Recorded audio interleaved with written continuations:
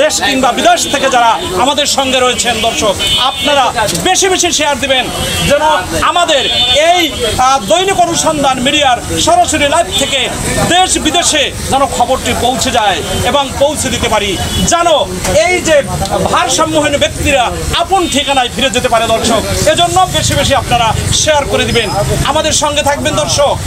দেখছেন যে এখানে রয়েছে মুসা করিমুল্লাহ এক সাইকেল মেশিন হাতে নিয়েছে এবং মামুন রানা, যিনি দৈনিক তথ্যবার্তার সম্পাদক ও প্রকাশক, একটি অনলাইন মিডিয়া আলোচিত বাংলাদেশে, সেই সম্পাদক সাহেব নিজে হাতেই পরিষ্কার পরিচ্ছন্ন করেছেন।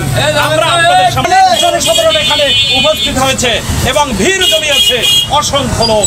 আজকের এই মহৎ কাজের পিছনে যারা রয়েছেন, যারা অনুধান করেছেন, আমরা তাদেরকে স্বাগতম না জানিয়ে পারছি না।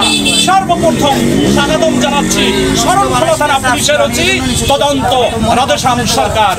আমরা শুভেচ্ছা জানাচ্ছি ২ নং খন্তাকাটা ইউনিয়নের সাবেক চেয়ারম্যান মাওলানা রফিকুল ইসলাম কবিরকে। আমরা স্বাগতম জানাচ্ছি ভাগেরহাট জেলা ডিবি অফিসারকে।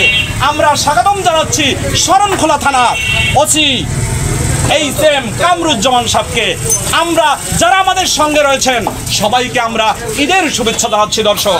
আপনারা দেখছেন আমাদের সেই মহৎ কাজ প্রায় সমাপ্তির পথে পৌঁছে গেছি, প্রায় আমরা সমাপ্তিতে পৌঁছে গেছি দর্শক।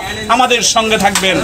দৈনিক অনুসন্ধান মিডিয়া থেকে আপনাদেরকে তুলে ধরছি বস্ত্রহীন ফাউন্ডেশনের উদ্যোগে আমরা আজকের যে উদ্যোগ নিয়েছি, যারা আমাদেরকে সহযোগিতা করেছেন, আমরা প্রাণ ঢালা অভিনন্দন জানাচ্ছি তাদেরকে।